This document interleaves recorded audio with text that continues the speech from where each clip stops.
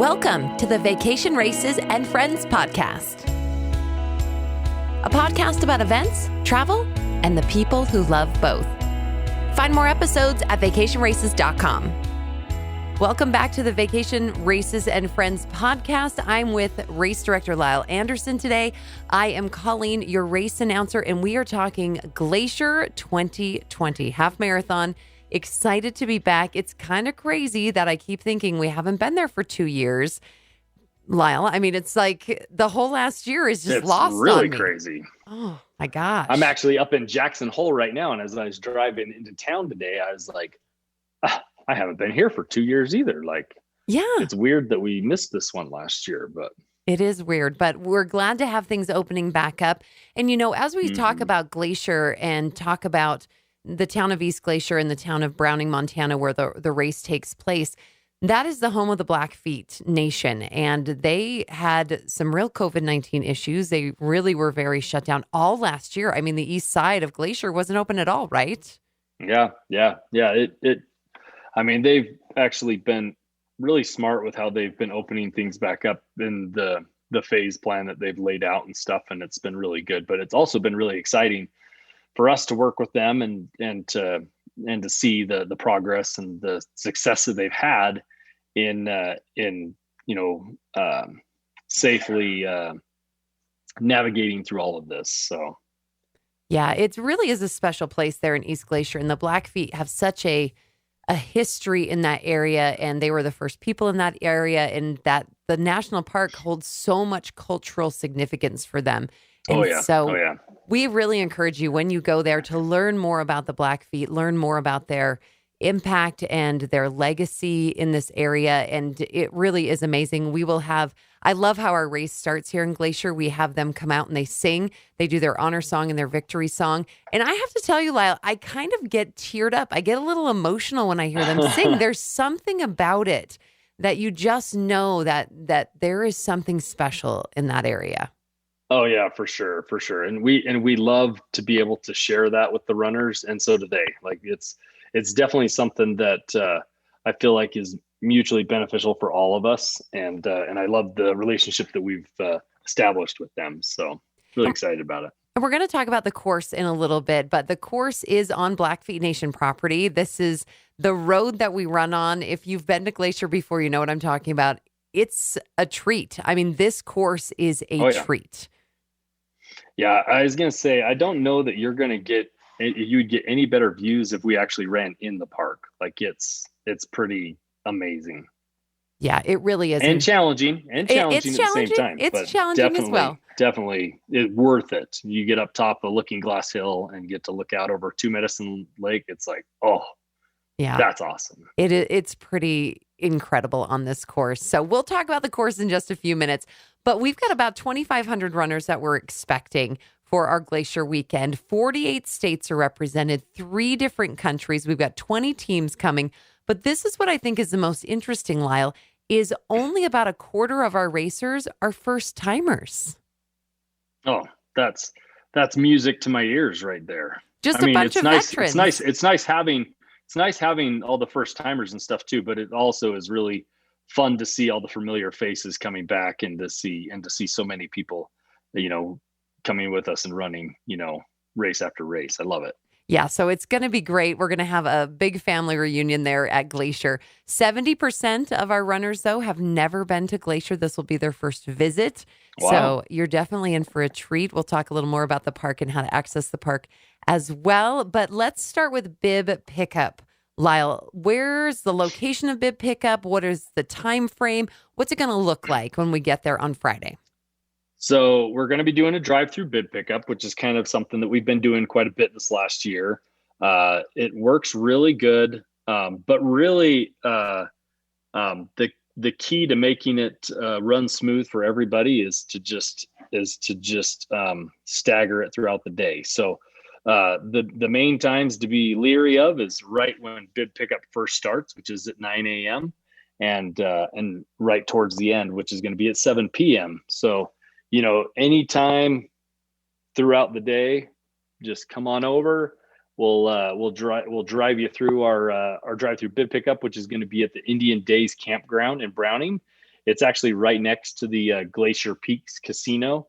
They're they're Browning. So we'll loop everybody through. It's a really big area that they use for their powwows and different things throughout the year. And so there's lots of room to get everybody off the street and loop you through the field and get you over to pick up your bibs. We're going to also, in addition to having our bib pickup, we will have our merchandise tent set up there so that if you feel so inclined to stop and park your car and walk over to the merchandise tent, we'll have some merchandise there that you can look through and buy. And yeah, we're super excited about it. It's going to go really good. Yeah, so drive-through goes really smoothly. The things that will help you guys as you're waiting in the drive-through line, make sure you have your IDs ready. Make sure you have your QR code that's been emailed to you with your bib number and all your information. So QR code, your identification, that helps. You can also tune into our FM channel where we'll be doing all of our announcements and things like that on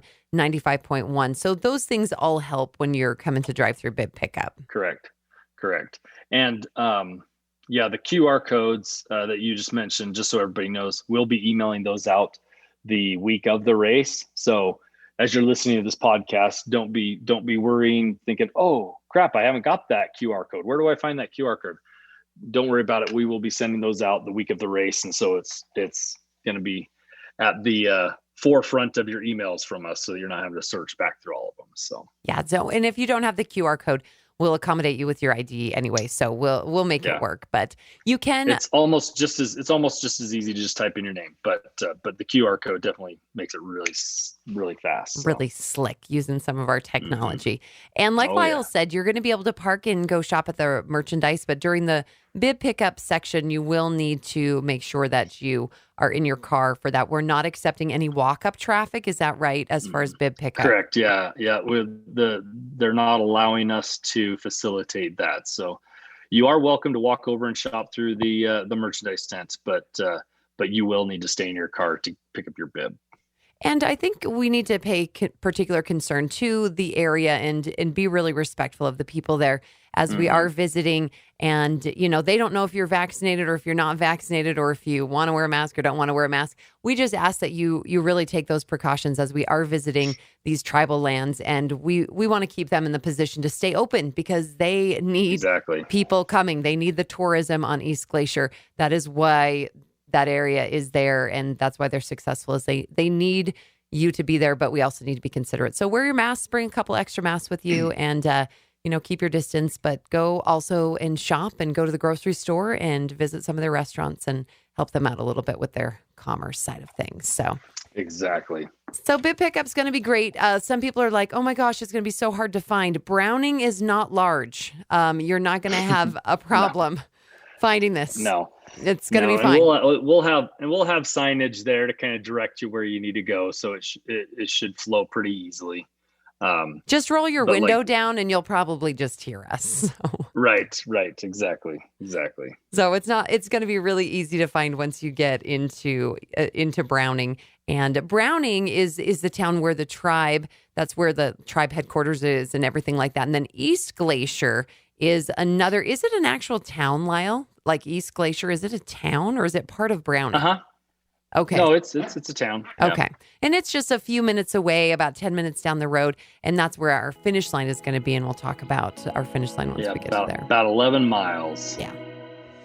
What's fueling your race? Is nature powering your run? Nature's Sunshine puts the power of nature into your hands with world-class herbs and supplements, protein powders, and active nutrition formulas designed to keep you healthy for the long haul. With nearly 50 years of expertise and an impeccable reputation for excellence in the natural health industry, we're proud to partner with Vacation Races to offer you 15% off your order. Just use promo code NSPVR at checkout. That's NSPVR. Live better, climb higher, dream bigger, dig deeper, and power your game with the power of nature at naturesunshine.com. Let's kind of shift into Saturday with race start. You need to take a shuttle to the start line. Yeah, all runners are going to need to be shuttled from the same. So it's going to actually be the same area that we're using for bib pickup. The same field that we're pulling all you guys in to loop you through is where parking's going to be on race morning. So it'll make it really convenient for you guys when you come pick up your bib, because then you'll know where we're going to be parking everybody the next morning. So parking lot's going to open at 4:30 on Saturday morning, and we will have bib pickup available for anybody who's unable to get in Friday to pick up their bib. So if you're looking for race morning bib pickup, we will have it available. It will be in Browning, right next to the shuttle pickup. So before you get on the shuttle, we'll have a bib pickup tent right there next to the shuttle loading where you can pick up your bib, and that'll be starting at 4:30 in the morning as well on Saturday. And you can't be dropped off at the start outside of on the shuttle. Correct. Yeah, there's not like an area to facilitate a bunch of cars trying to pull up there and park, and the police will have the road, and the traffic control will have the road closed down. So just do us a favor, and if you're going to get dropped off in Browning, jump on a bus. It's going to be the best way for all of us to facilitate getting everybody to the starting line, and then and it'll just keep everybody running smooth. So if we get a bunch of cars trying to drop off at the start, then it just messes up our buses trying to drop off and get turned around, and just becomes a bit of a nightmare. And this start line truly is just in the road. I mean, we are on a main road, and that's basically where the start line is. We use some of the shoulder and things, but it's just not, you cannot be dropped off at the start line. So just get dropped off at where bib pickup was, right there, and you'll right by the museum, and you'll be good to go. You'll get on that shuttle. Masks required on the shuttle, Lyle? Yep. Masks will be required on the shuttle. Masks will be required anywhere where we're congregating, but you don't need to wear them once we get started running. But yeah, so you'll just need to make sure you keep the mask on you, and then right as we start, feel free to take it off, put it in your pack or in your pocket or something like that. But then again, after we finish, you'll need to put it back on to jump back on the buses to head back to the same area that you parked your car. So we'll have shuttles running after the race as well. Yeah, from the finish line. So we'll take care of you. We'll shuttle you all the way around, but you do need to take a shuttle. Don't think, oh, well, I'll just get dropped off. It'll be fine. No, you don't want to do that. It's not going to work to your advantage. And unless you're getting dropped off at the shuttle loading place, then that works great. Less cars to park, and everything runs smooth. But we'll start loading shuttles at 4:50, and get you shuttled over to the starting line, and it's just going to be in kind of an open rolling start. Once we get everybody there, we'll do our runners will line up at about 5:30. We'll do our national anthem, and the Blackfeet are going to be there also to do their honor song and their victory song in conjunction with our national anthem at the start. And then we'll get our first group, the dark green wave, will be starting at 5:45, and then we'll be followed right by the blue wave at 6 a.m. So before we go on from the dark green wave, can you kind of explain what the dark green wave is, who that is in that dark green wave? Right. The dark green wave is basically everybody that is planning to walk the race. So it's that slowest group of runners that have said they're going to be close to that 4-hour time frame when you registered and you selected your estimated finish time. So anybody who's in that, and it'll be on your bib, and kind of letting you know which wave you've been assigned to. But that's going to be the dark green wave, just so we can get you started a little bit sooner. And then the competitive waves will be starting at 6 a.m., starting with the blue wave. Okay, so that blue wave is going to be the competitive wave that's going out. So if you're running for overall awards, you want to be in the blue wave. That's the wave that you're going to be in. And then the waves are just going to kind of keep going. What about staying in the waves, Lyle? Do we have to stay in the wave that we're assigned to? This really flows well if everybody parks and loads the buses based on their wave assignment. But if you're like a husband and wife, and one of you is planning to run in the blue wave and another one's assigned to run in the pink wave, well, you don't need to drive two separate cars and take two separate buses. Like, you guys can ride together, and that's fine. We're not going to police that in that regard. But the more cooperation we get, the less congested the parking situation gets, and the less congested, the line getting on the buses gets and everything. So like the idea is to try and stagger everything out. So the more cooperation we get, the better all that flows. So Yeah, so we really ask that you stay in that wave that you're assigned to. It's just gonna help with that whole thing. If you have any questions about your wave assignments and what time your wave assignment is assigned to load the buses and what time your start time is going to be, look on page 6 on the printed race guide or the electronic race guide, and you can see that little table that's all broken down depending on which wave you're in, because you have that loading the shuttle bus assignment, you have a parking assignment, you have all that information. So it really makes it super easy for you to navigate that. And these rolling starts have worked really nicely because they're really low key. I mean, you just kind of get off the shuttle. You can take your time to go to the bathroom and get yourself, maybe you want a cup of hot chocolate or a hot coffee before you leave. And you can kind of get yourself rolling rather than a big mass start that everybody's fighting for. But once we start that blue wave, it's just pretty much going to be just an open rolling start from there until we get the last group started. So as your bus shows up, like there's not going to be any reason to linger around the starting line. Like Colleen said, go use the bathroom, do what you need to do. And then whenever you're ready to start, just go make your way over to the starting line and begin your race. Like I said, it's just going to be a steady trickle of runners from that point on. And it's going to be pretty cold. It generally speaking, pretty cold at this race at the start. We start at an elevation of about 5,000 feet. And I always find it interesting because Glacier National Park looks like you're in the Rockies in Colorado. We look like we're in Estes Park. You think you're way up high in the mountains, but actually your elevation is not as high as you would think it is. You think you're at 10,000 feet, but you're really at 5,000 feet. But it is still really far north, and it is kind of a cold start, but we will have gear drop bags available for you right there at the start line.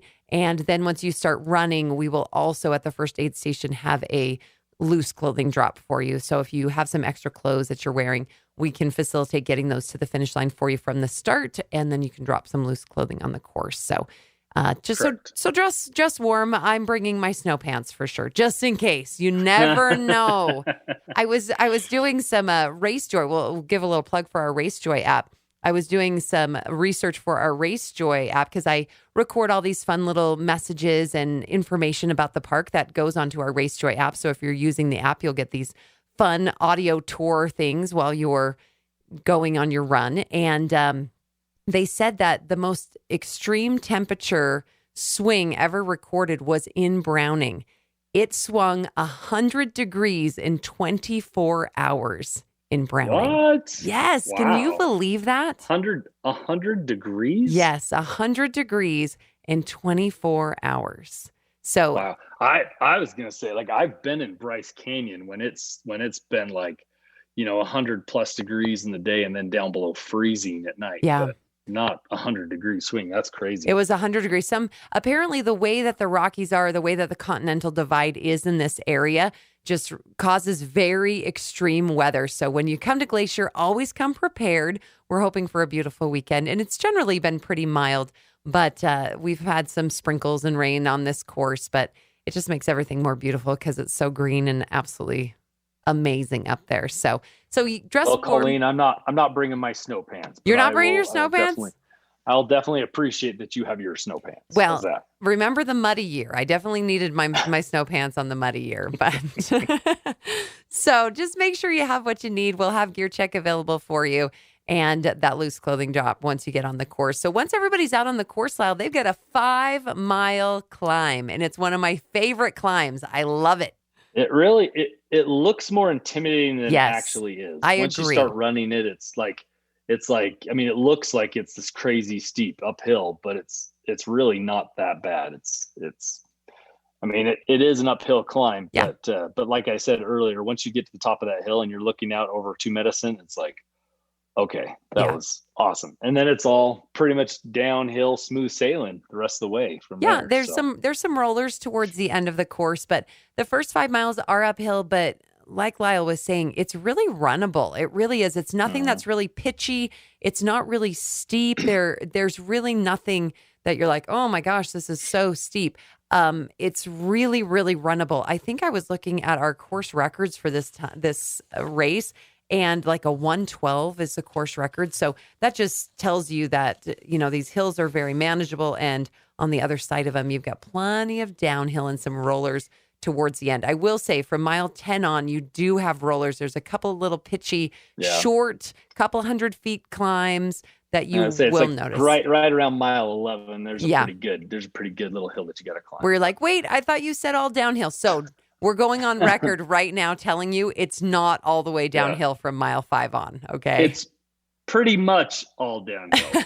But like Colleen said, you have some rollers. There's some rollers towards the end. And when you got 10, 11 miles on your legs, you're like, hey, Lyle said it was all downhill. So you can talk to him. I'm the one who's telling you, save your legs for towards the end.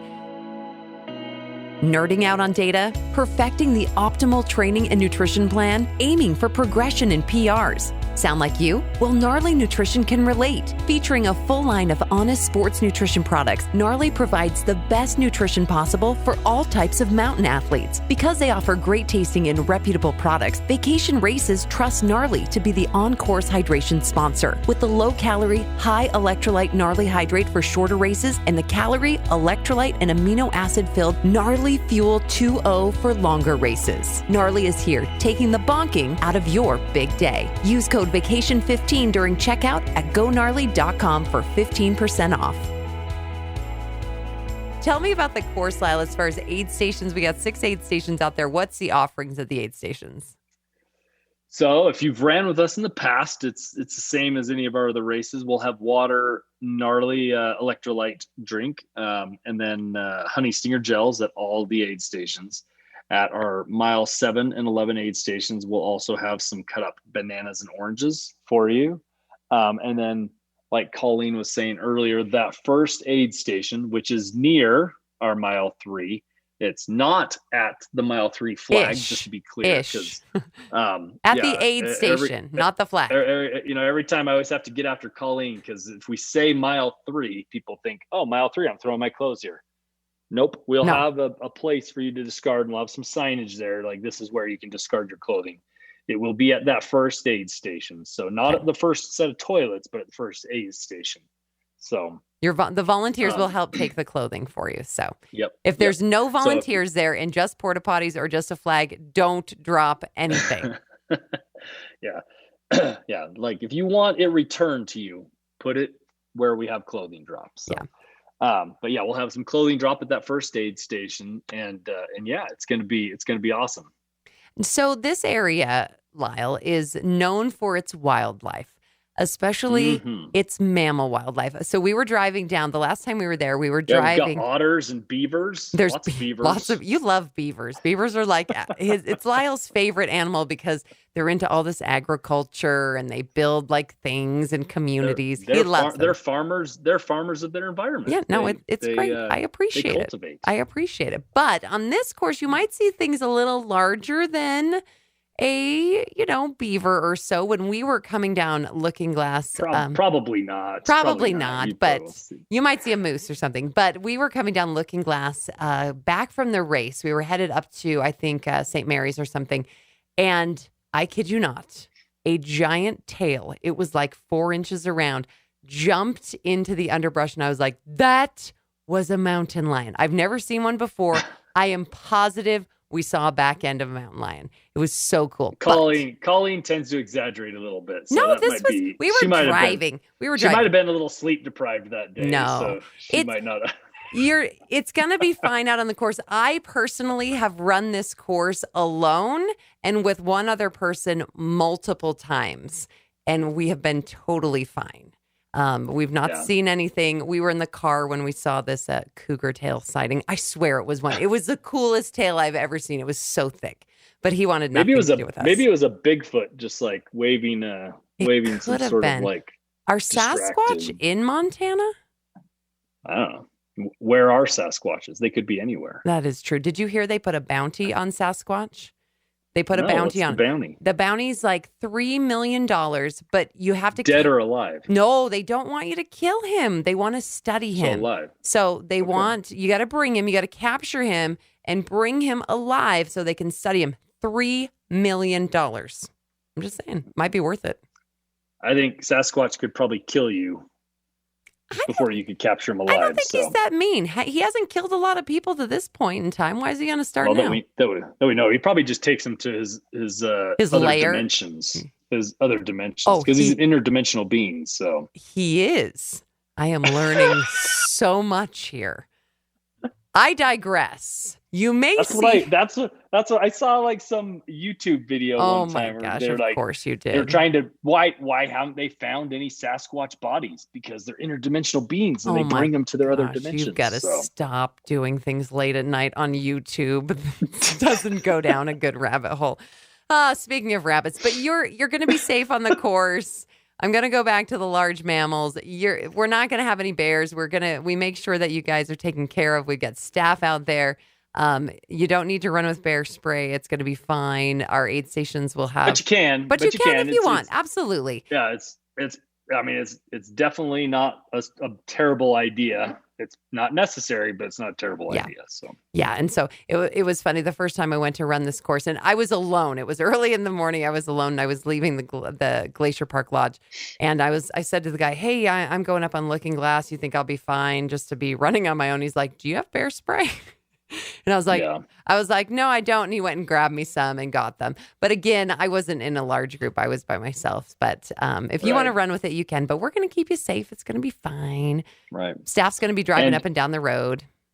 And yeah, I was going to say just to put everybody's minds at ease, we do have the fish and game officers that will be patrolling the course. And before the race, they actually drive up and down the course, firing scatter rounds just to make sure that if there is anything in the area that they scare them off. So, and then they'll just keep patrolling back and forth along the course during the race to make sure that everything's safe. Because you may not know, but they know where these bears are. They do. Yeah. They know where they are. Yeah. They have a really good feel on where these bears like to hang out and where their dens are and things like that. So they may seem like they just pop out of nowhere to us, but these guys who work this area, they know where they are. So I mean, I know where they're at too. You? I was petting one the last time we were You should never approach a bear. It's 100 feet from a bear, 100 yards from the bear. I had some Swedish fish in my hand. No, this is a bad idea. This is a terrible idea. Petting him while he was eating Swedish fish. You should never do this at all. If you see a bear, it was better than gummy bears. I didn't want to feel like a cannibal. You should back away from a bear very, very quietly. Make yourself very large, and you're going to be fine. I had to check our bear spray today to make sure it hadn't expired yet because we've had it for a while. It does expire. It does expire, and you never use it. I mean, I think 99.9% of bear spray never gets used. And so we have this can that we have literally had for like 6 years. It expires this year, so we think we're okay. Imagine if you're flying up to the race, yes, you're probably not going to be able to take it anyways. No, you can't take it home with you. You end up leaving it there, and all the TSA agents get to use your bear spray when they go hiking in Glacier National Park. They must have tons. Yeah. So we're going to take care of you. Maybe you can pick it up at a discount at the airport if you fly. I wonder. That's maybe the place to go to pick up bear spray. I just thought of that as we got talking about it. It's actually kind of expensive, so that might be the place to really be. Expensive. Well, they take advantage of us who don't understand. They're like, yes, you need bear spray when you're on the boardwalks and at the visitor center. It's like, no, you need it when you're in the backcountry, but. Bear spray is fine if you want to carry it. We're going to take good care of you out on the course. You're not going to see anything but beautiful views. That's what we hope. And it's going to be great. The end of this race, I love, Lyle, because it's at that Glacier Park Lodge. And that lodge, did you know, was built in 1913? I did know that. In fact, I know that because you stayed there and you told me all about the cool history of that hotel when you stayed there. We did stay there. If you stay there, just realize there's no air conditioning. There are no televisions for your children. And the bathrooms have been retrofitted onto the 1913 construction. It's fine. It's really unique. It's just know that it is a lodge. And if you get a chance to go inside, you really should go inside and see because the logs that they built it with. Oh my gosh. It's really like an architectural marvel. It's amazing. The inside is absolutely gorgeous. So make sure to check that out. It was actually, it's not owned by the national park. It was the Great Northern Railway who actually originally built it for tourism purposes. So they actually built all the lodges in the glacier area just so that they could bring more tourists up there for the railroad. Thought that was Yeah, kind and of there's a interesting. train depot right next to it. There So is a it train works out. depot, and my husband is always like, let's get on it and let's just go to I Chicago. know. How cool would it I know. be? Just go to I Chicago. always say the same thing. I'm like, I want to ride the train. It'd be so fun. I know. My husband, every time he's like, we have like a week. Why don't we just go someplace else? Because it would be kind of cool to be able to do that. But yeah, the train goes right through there. So the course is great. It ends on the lawn right there in front of the lodge. Spectators, Lyle, tell me the deal with spectators.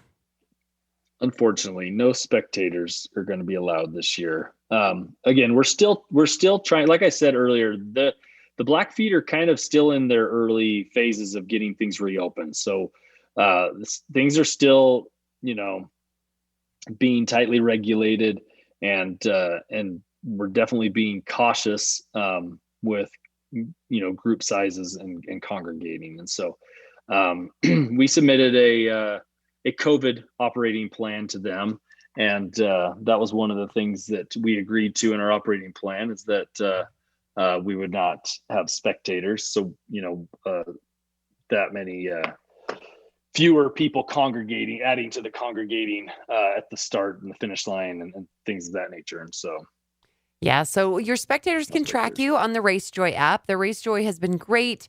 We were using it just barely at Bryce Canyon Ultra. We were there, and I had people come up to me and be like, RaceJoy was great. They loved it.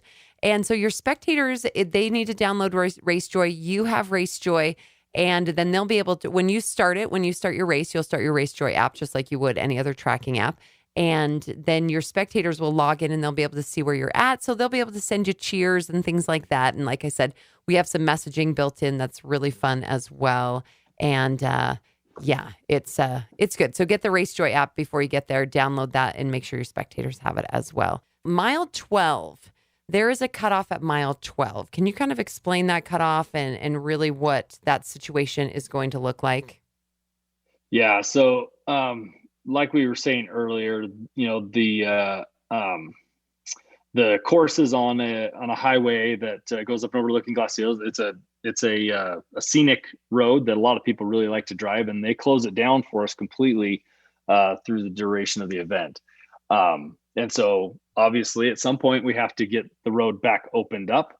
And so, all the runners will have 4 hours to complete the race from when the last runner started. But we do have to put a hard cutoff in place at the mile 12 turn off, right where we turn off of the highway onto the golf course.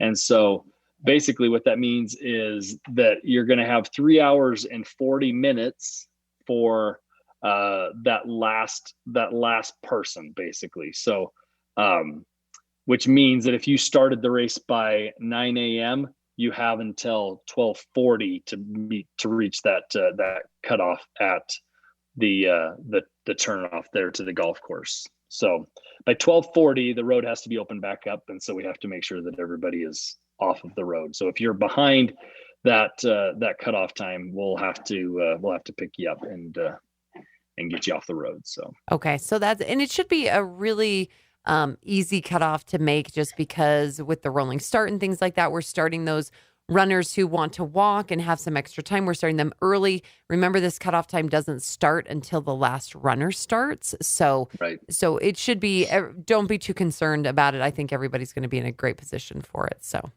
right. As I say, yeah, if everybody's going off of their assigned waves, like Colleen said, the green wave, which would be the walkers, and the slower pace time, will be starting actually first. And so anybody that is running in their respected waves should have plenty of time to make that cutoff time. So yeah, so you'll be good to go. It is such a beautiful finish line, and we look forward to welcoming you there. And just a reminder, with COVID-19, whenever you are in groups, you have to have a mask on. There is a mask mandate still in place on the Blackfeet Nation.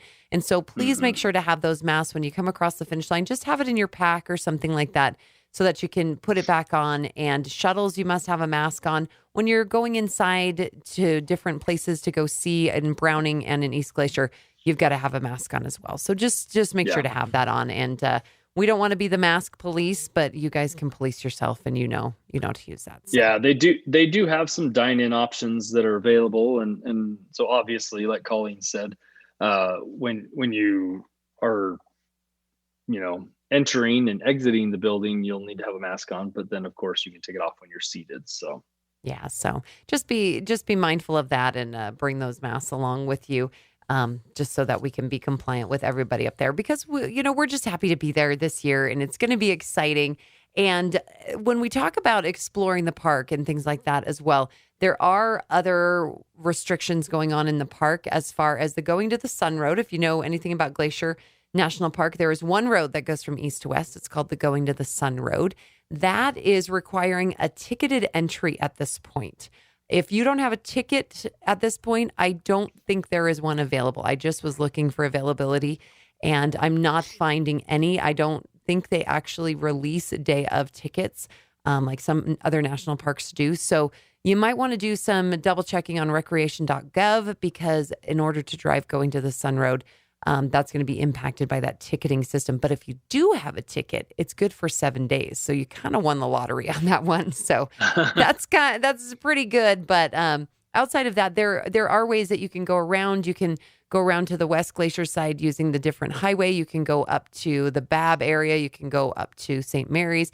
You can go to Many Glacier, and there's some great hiking at those areas as well, and staying off of the Going to Sun Road. And it's a little more off the beaten path, and beautiful. Yeah, we really like the Many Glacier area. There's some great hikes up there.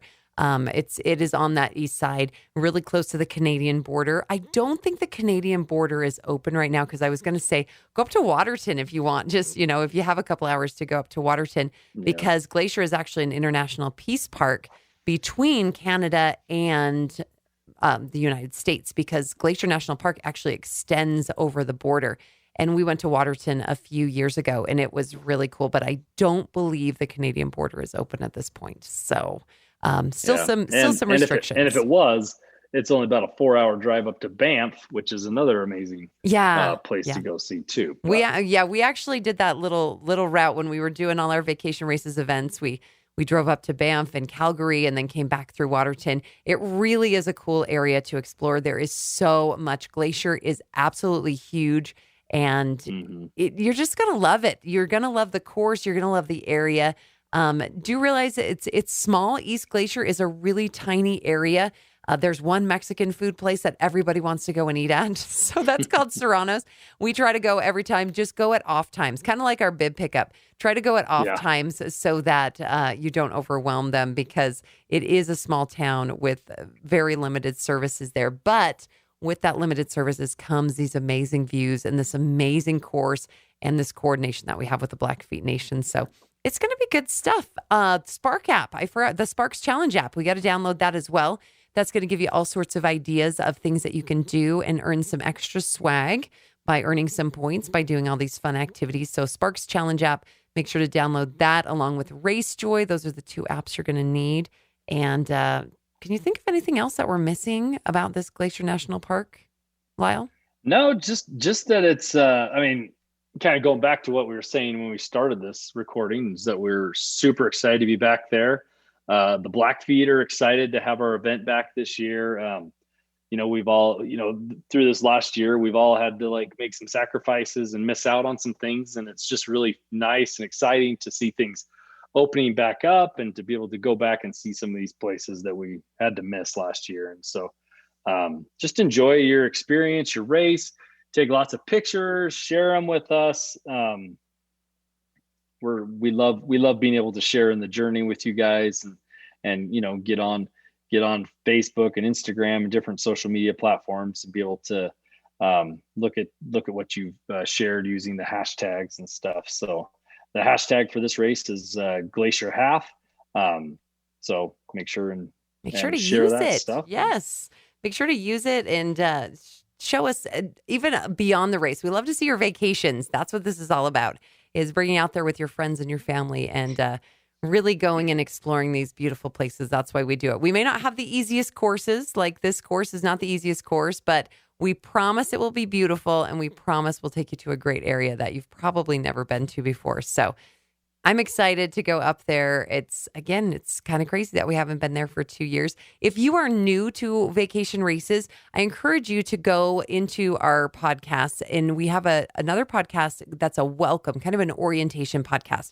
So if you've never done vacation races before, you don't know what we're all about, we're a little bit different. We're a little bit unique, and we love that. And that's what we talk about in this welcome podcast. So make sure to go hit that up. It's only about 25 minutes long, and you'll get all the details of the nuts and bolts of what's different about vacation races and some things that will help you along the way as you're navigating your first race with us. So go listen to that. And well, it's going to be good. You have a great time up there in Grand Teton. I'm going to be joining you tomorrow. And then we're going to do Yellowstone and then swing up to this Glacier Half. It's going to be an amazing month of June. Boom, boom, boom. Boom, boom, boom. That's how we do it right here with Vacation Races. Thanks, guys, for joining us today. You've been listening to the Vacation Races and Friends podcast. We love your feedback. Email podcast@vacationraces.com with comments, concerns, or stories you'd love to share. Make sure to watch for more episodes coming soon to vacationraces.com. This episode was produced by Colleen Rue in the Festival Sound Studio. For information about music licensing, contact Dane at vacationraces.com.